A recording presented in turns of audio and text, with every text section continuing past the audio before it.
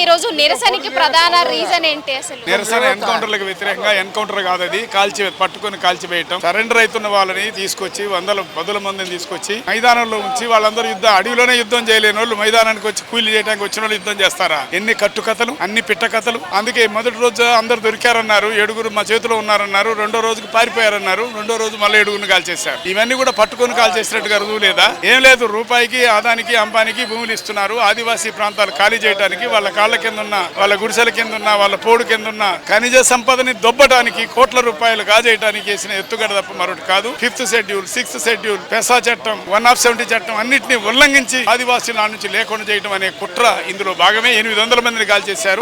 కగారు మొదలేసిన మొదటి రోజే 6 నెలల పాపను కూడా కాల్చేశారు. మరి కాల్చేసిన వాళ్ళలో ఎంతమంది ఆదివాసులు చెప్పమనండి, తెల్ల పేపర్ ప్రకటించమనండి. దేశభక్తుల వాళ్ళు దేశాన్ని అమ్మేటోళ్ళు దేశభక్తుల, సామ్రాజ్యవాదుల బూట్లు నాకేటోళ్ళు దేశభక్తుల, బహుళజాతి కంపెనీలకి సేవ చేసేటోళ్ళు దేశభక్తుల, ఈ ఆదివాసీల్ని చంపేటోళ్ళు దేశభక్తుల, సర్వాన్ని త్యజించి ఆదివాసులకు అండగా ఉన్నోళ్ళు దేశభక్తులు. ఇది ఎన్కౌంటర్ అయితే కాదు, మరి ప్రభుత్వం ఏకపక్షంగానే వీళ్ళని ఇలా చేసింది అంటారు?